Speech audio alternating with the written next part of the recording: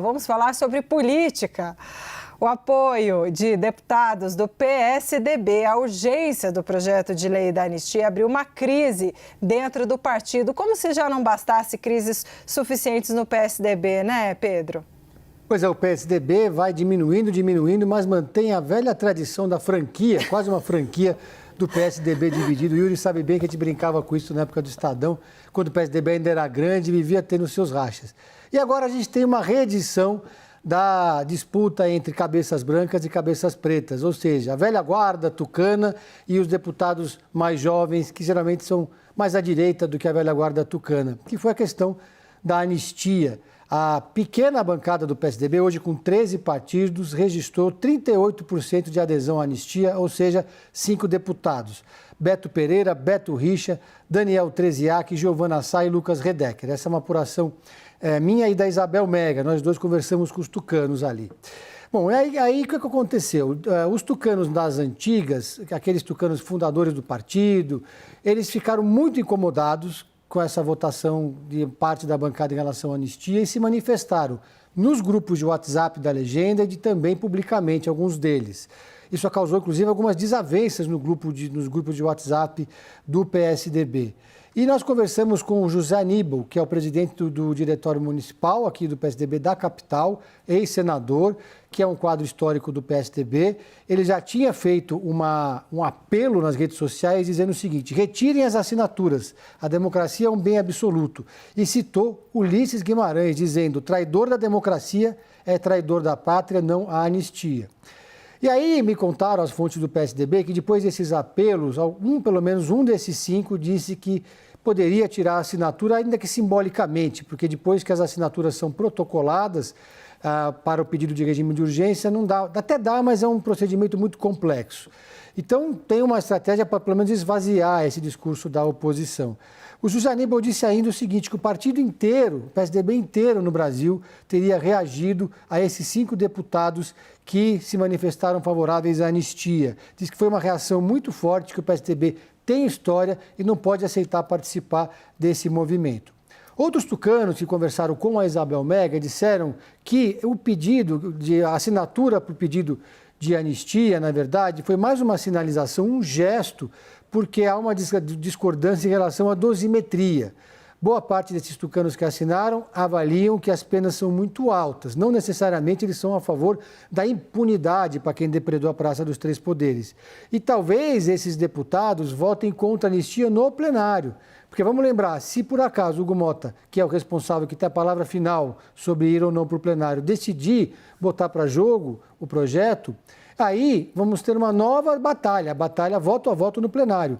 E a base do governo, por exemplo, que dormiu no ponto, deixou para se articular quando já era tarde demais, vai ter tempo para fazer uma nova movimentação política pedindo para que os parlamentares de partidos que apoiam o governo e têm os seus respectivos espaços na esplanada não votem a favor da anistia. Então dá para trabalhar para uma derrota no plenário, que isso caso o Hugo Mota resolva acatar o pedido de urgência apresentado pelo líder Sóstenes Cavalcante.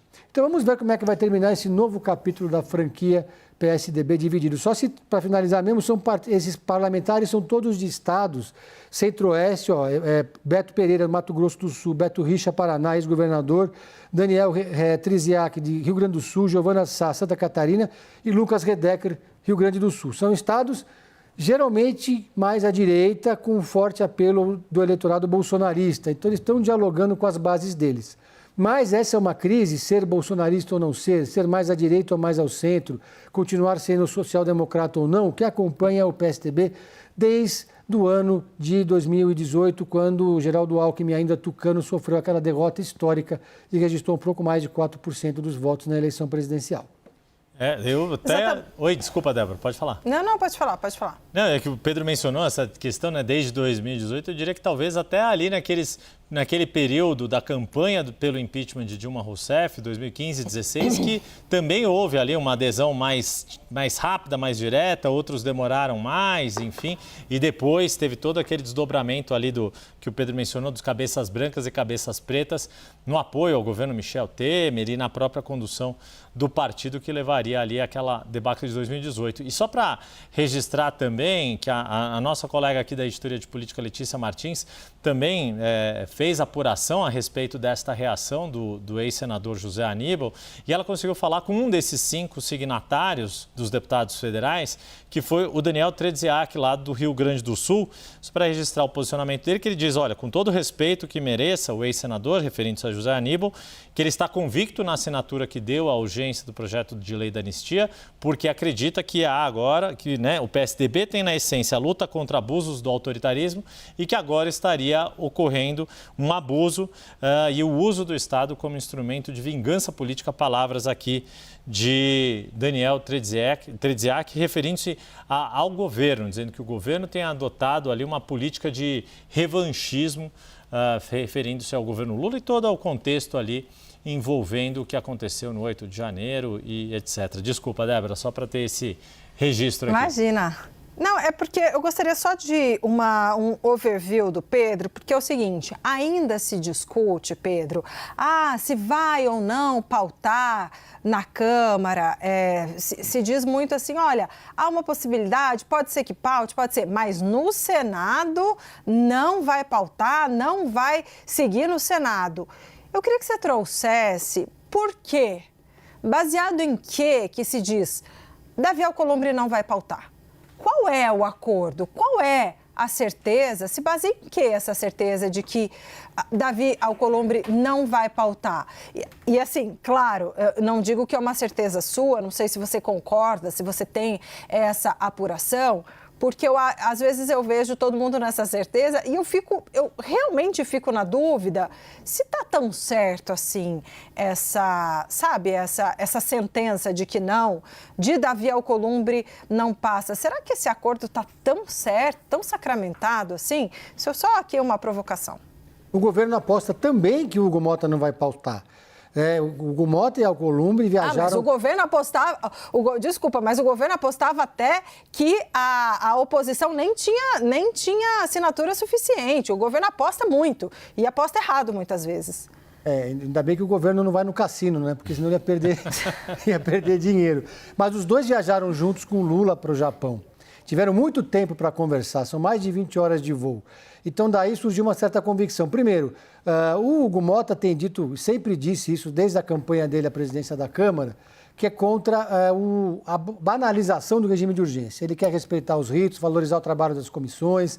Segundo, o Hugo Mota não quer saber de briga, guerra, transformar o plenário numa praça de guerra.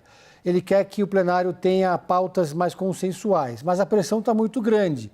Então, pode ser que numa espécie de jogo combinado, deixa para votar no plenário, ainda sem saber se passa ou não, porque há uma possibilidade de não passar no plenário, porque uma coisa são as assinaturas coletadas no aeroporto, com pessoas contratadas com uniforme para pegar o QR Code, outra coisa é o dia do voto, que agora não sei exatamente, precisava consultar a Larissa, porque é a nossa especialista em regimento, se o voto é aberto ou se o voto é secreto.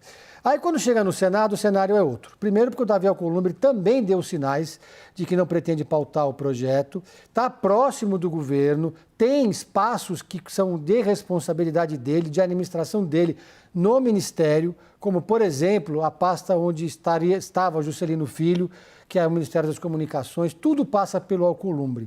Ele é uma espécie de zelador do União Brasil no governo. Além disso, o perfil do Senado é muito diferente da Câmara. O Senado é a casa alta, formada por ex-governadores, muitas vezes, parlamentares muito mais experientes, e não há no Senado uma maioria bolsonarista e tão estridente como há na Câmara dos Deputados. Tem lá os senadores mais alinhados com o ex-presidente, é verdade, mas eles não são maioria. A maioria ali é o PSD, é o pessoal mais moderado. Tanto é que a estratégia do PL para 2026 é investir muito mais no Senado do que para governador. Eles querem construir uma maioria no Senado para poder, inclusive, pressionar mais o STF, pedir impeachment de ministro, etc. e tal. Então, o Alcolumbre não quer, nesse momento, entrar em rota de colisão com o Supremo Tribunal Federal. Esse é um dos motivos também. E claro, se essa anistia passa no Senado, ela vai cair no colo do Supremo. E vamos ter ali mais um capítulo de uma disputa que parecia cada vez mais pacificada entre os poderes. Então, são muitos pontos que levam a crer que não passaria do Senado. E se passar do Senado, os ministros do Supremo vão ter que arbitrar essa questão.